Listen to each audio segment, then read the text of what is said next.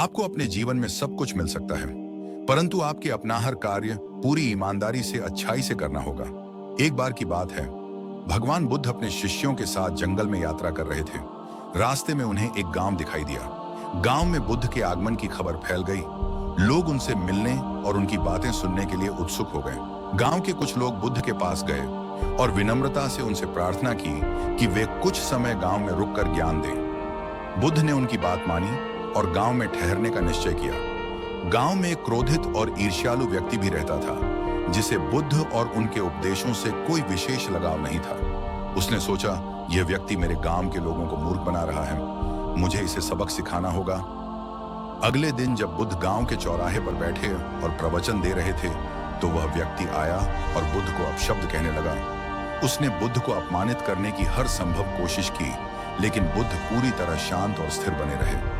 यह देखकर गांव वाले परेशान हो गए। उनमें से एक ने उस व्यक्ति से कहा, तुम बुद्ध को क्यों अपमानित कर रहे हो? वह तो केवल भलाई और सच्चाई की बातें करते हैं। उस व्यक्ति ने जवाब दिया, मैं इन्हें झूठा मानता हूं और इनकी बातें बकवास।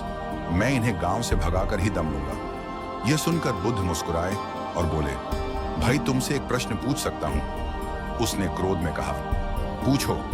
बुद्ध ने पूछा, यदि कोई व्यक्ति तुम्हारे पास एक उपहार लेकर आए और तुम वह उपहार न स्वीकारो, तो वह उपहार किसका रहेगा?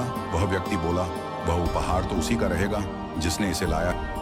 बुद्ध ने उसे उठाया और कहा, जीवन में हम जैसा सोचते और करते हैं वैसा ही बनते हैं। यदि तुम क्रोध, घृणा और द्वेष के बीज बोओगे तो तुम्हारा जीवन भी वैसा ही हो जाएगा।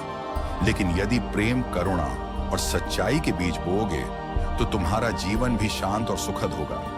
उस दिन से वह व्यक्ति पूरी तरह बदल गया। उसने क्रोध छोड़कर प्रेम और करुणा को अपनाया। अच्छा सीख हमें अच्छा बनाती है। हम जैसा सोचते और व्यवहार करते हैं, हमारा जीवन भी वैसा ही बनता है। सही दृष्टिकोण और सही कर्म ही